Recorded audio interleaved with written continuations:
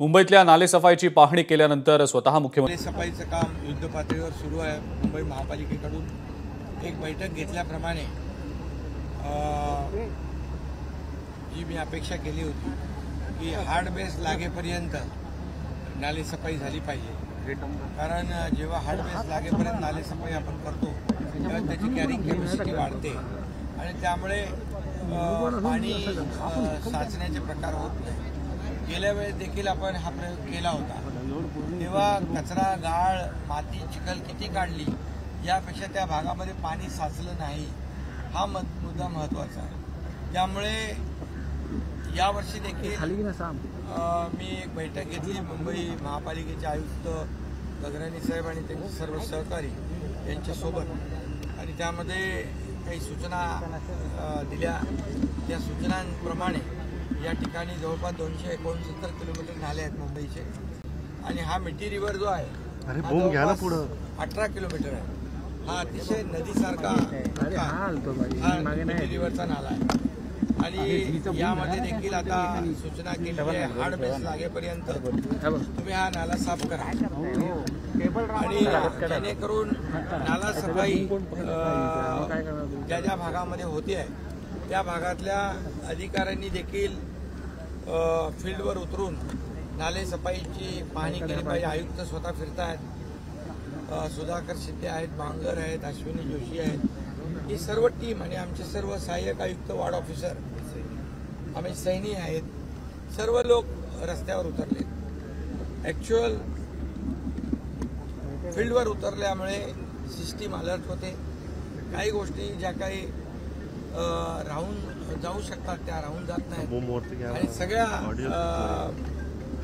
त्या बाबी पाणी तुंबण्यास कारणीभूत ठरतात त्या आपल्याला रिझॉल्व्ह करता येतात, आणि त्यामुळे नाले सफाईसाठी मी स्वतः या ठिकाणी आज पाणी दौरा करतोय। माझी नागरिकांना देखील सूचना आहे, विनंती आहे की या नाले सफाईमध्ये सहकार्य केलं पाहिजे। कचरा नाल्यामध्ये न टाकता कचरा कुंडीत टाकला पाहिजे, आणि त्याचबरोबर जे नाल्याच्या बाजूला जे अतिक्रमण आहे त्यामुळे नाले रुंद झालेले आहेत, ते नाले रुंद करण्यासाठी सहकार्य केलं पाहिजे। शेवटी नाले रुंद असतील तर त्या वस्तीमध्ये पाणी साचणार नाही। आज जिथे 13 मीटर रुंदी होते तिथे 100 मीटर या ठिकाणी महापालिकेने केलेले आहे, आणि ज्यांचं अतिक्रमण काढलेलं आहे त्यांना देखील नुकसान भरपाई देण्याच्या सूचना मी स्वतः दिलेल्या आहेत।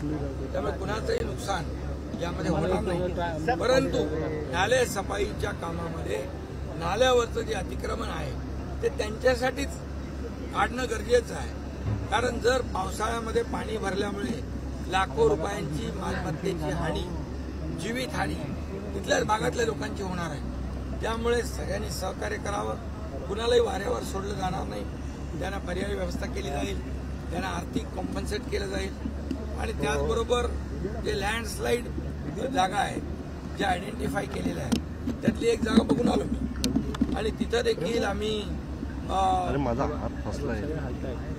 सेफ्टी नेट लावण्याच्या सूचना दिलेल्या आहेत।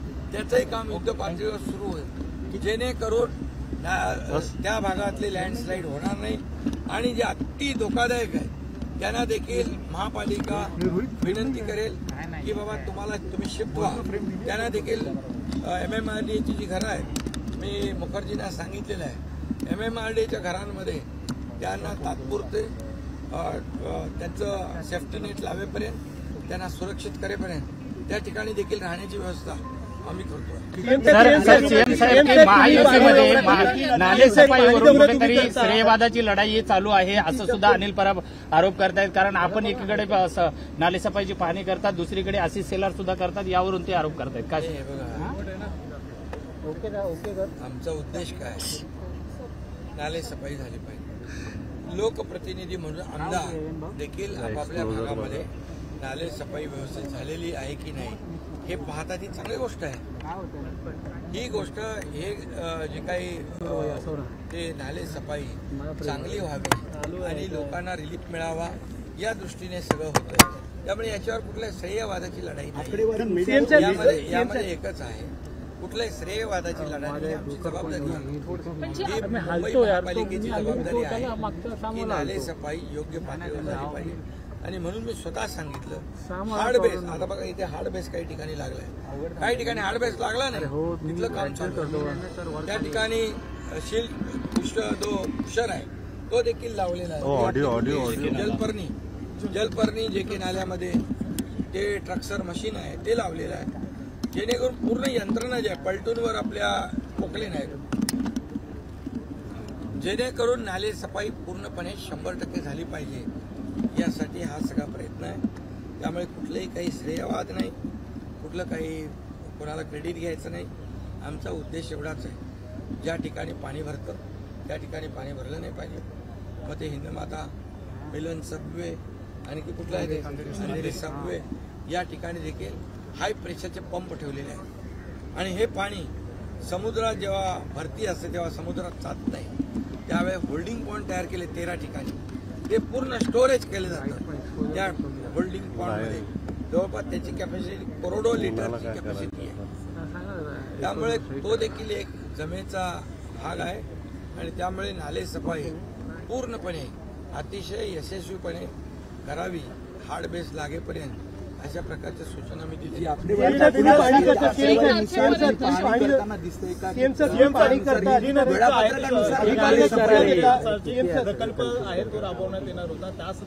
मिठी नदीचा जो प्रकल्प आहे तोही आपण राबवतोय.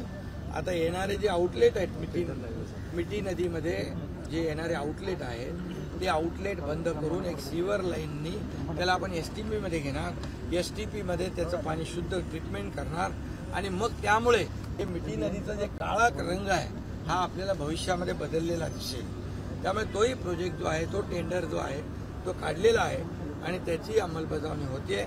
मला एवढंच सांगायचं आहे, किती टक्के झालं किती हे केलं यापेक्षा मला माझी अपेक्षा आहे की पावसाळ्यामध्ये पाणी तुमचा कामा नये एवढं नाली सफाई करा. आता काही ठिकाणी 98% झाले, काही ठिकाणी 100% मिळालं. 100%ला मला समाधान नाही. तुम्ही हार्ड बेस लागेपर्यंत काढा, हार्ड बेस लागेपर्यंत काढा. आजूबाजूचे जे काही नाल्याच्या बाजूला जिथे स्कोप आहे नाला रुंद करण्याचा तो करा, जेणेकरून पाण्याचा फ्लो जो आहे कॅरिंग कॅपॅसिटी वाढेल आणि पाणी तुंबणार नाही. अशा प्रकारच्या सक्त सूचना आहेत. त्यामुळे जे अधिकारी आता ही सर्व टीम तर काम करते, जे अधिकारी त्या भागातले ज्या ज्या भागामध्ये ज्यांचे नाले आहेत त्यांची जबाबदारी आहे त्यांनी पूर्णपणे नाले सफाई व्यवस्थित होईपर्यंत स्वतः व्हिजिट करणे, त्यांनी स्वतः पाहणी करणे आणि तो नाला साफ करून घेणे. त्यांना जे अधिकारी चांगलं काम करतील त्यांचा आम्ही सन्मानच करतो. जे अधिकारी कामात कुचराई करतील त्यांच्यावर कारवाई देखील केली जाईल हे देखील मी सांगत असतो.